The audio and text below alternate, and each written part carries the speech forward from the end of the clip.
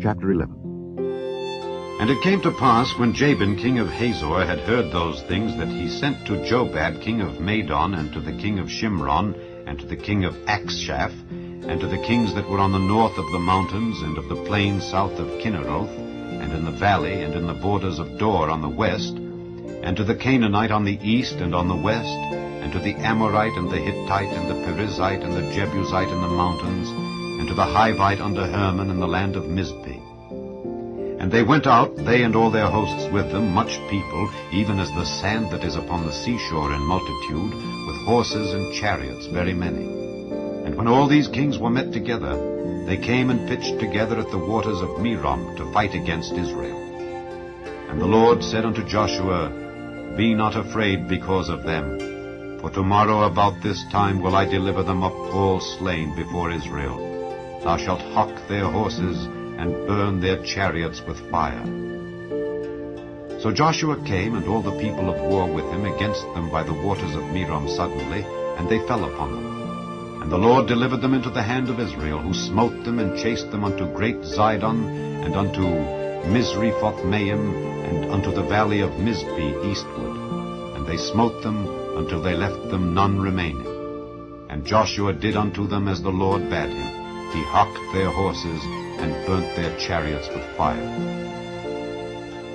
And Joshua at that time turned back, and took Hazor, and smote the king thereof with the sword. For Hazor beforetime was the head of all those kingdoms. And they smote all the souls that were therein with the edge of the sword, utterly destroying them. There was not any left to breathe. And he burnt Hazor with fire. And all the cities of those kings, and all the kings of them, did Joshua take, and smote them with the edge of the sword, and he utterly destroyed them, as Moses the servant of the Lord commanded.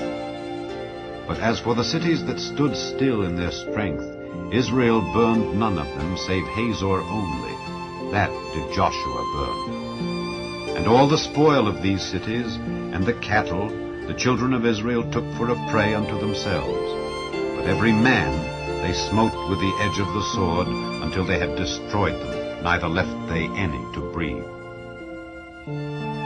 As the Lord commanded Moses his servant, so did Moses command Joshua, and so did Joshua. He left nothing undone of all that the Lord commanded Moses.